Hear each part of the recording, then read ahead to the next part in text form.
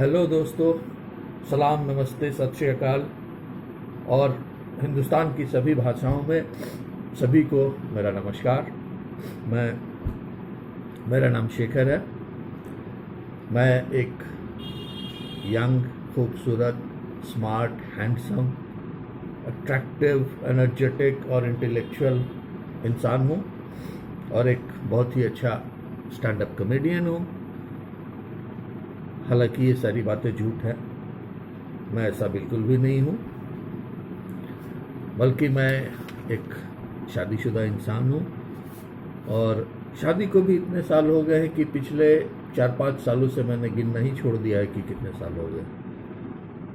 और stand up comedian तो मैं बिल्कुल भी नहीं हूँ। लेकिन आज मैं आपके सामने आया हूँ अपने ज़िंदगी की कुछ मोमेंट्स शेयर करने के लिए। ऐसा है कि मैं गलतियां करता नहीं हूँ, लेकिन जो करता हूँ वही गलत हो जाता है। तो मैं ऐसे ही कुछ मोमेंट्स आपके साथ शेयर करूँगा।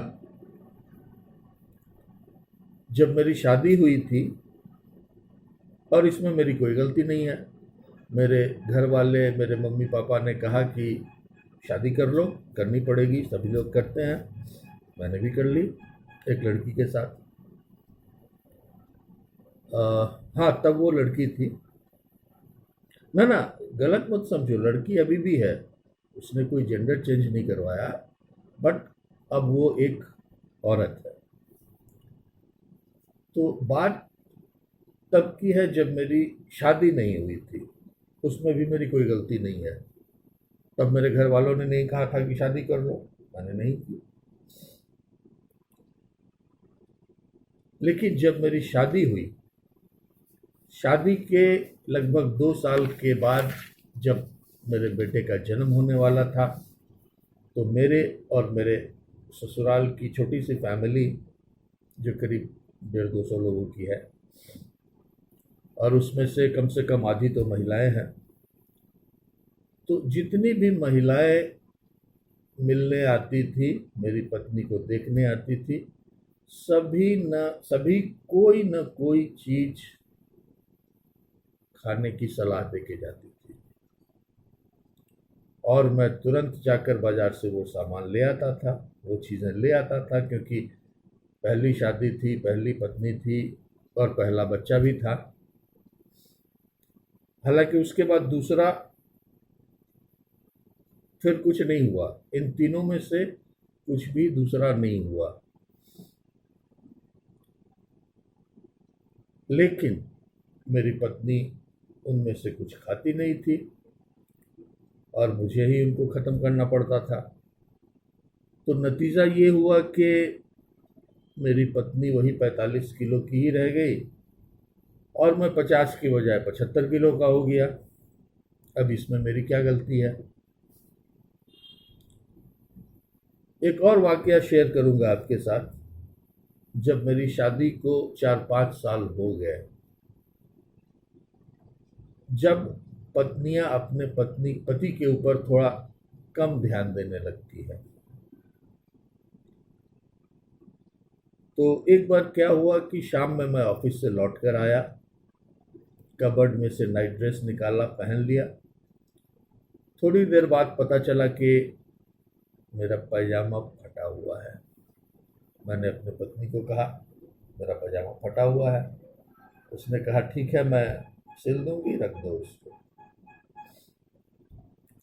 अगले दिन मैं ऑफिस से आया, मैंने फिर कबर्ड में से पैजामा निकाला, पहन लिया, देखा पैजामा अभी भी फटा हुआ है।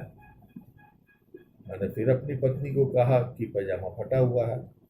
तब उसने कहा कि हाँ, आज तो मैं सिल नहीं पाई और इसलिए मैंने वो ऊपर में ही रखा था कि याद रहेगा, समय मिलेगा तो सिल दूंगी।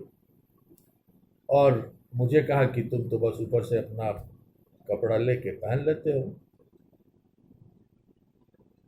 अगले दिन मैं फिर ऑफिस से आया, मैंने पैजामा निकाला, लेकिन आज मैंने सबसे नीचे वाला निकाला, क्योंकि पत्नी ने कहा कि तुम आके ऊपर से उठा के पहन लेते हो। जब पहना तो पता चला कि पजामा अभी भी फटा हुआ है। आज जब मैंने पत्नी से पूछा तो बोली कि तुम तो ऊपर से उठा के पहन लेते थे, इसलिए आज मैंने सबसे नीचे रख दिया था उस पजामे को। अब इसमें मेरी क्या गलती है?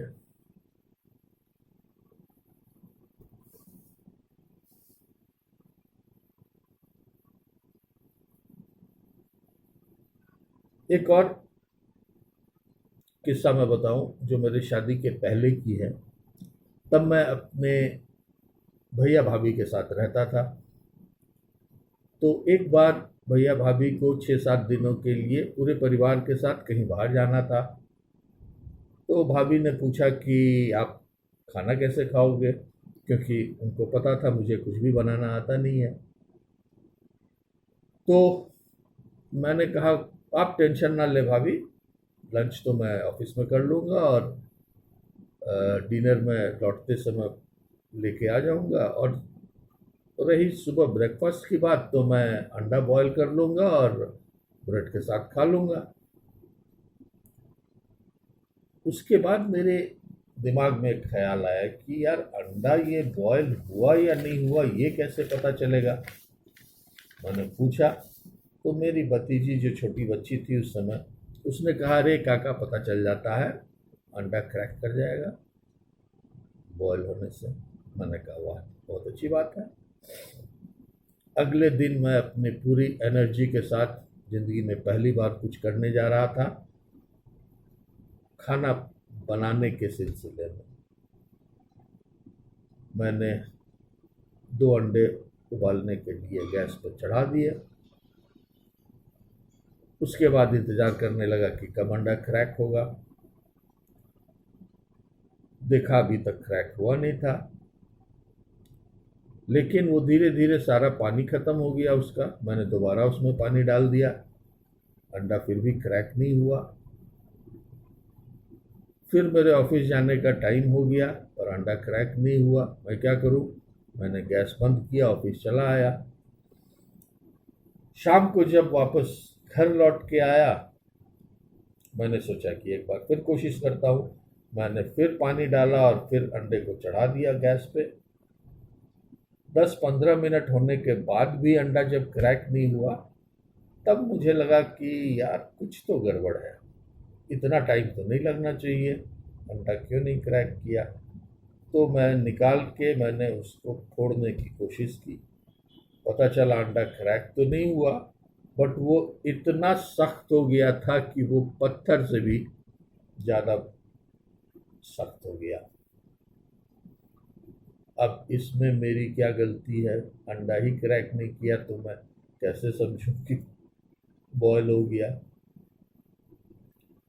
इसके बाद एक बार ऐसे ही हमारी फैमिली के कुछ लोग इकट्ठा हुए थे, गेट टुगेदर था।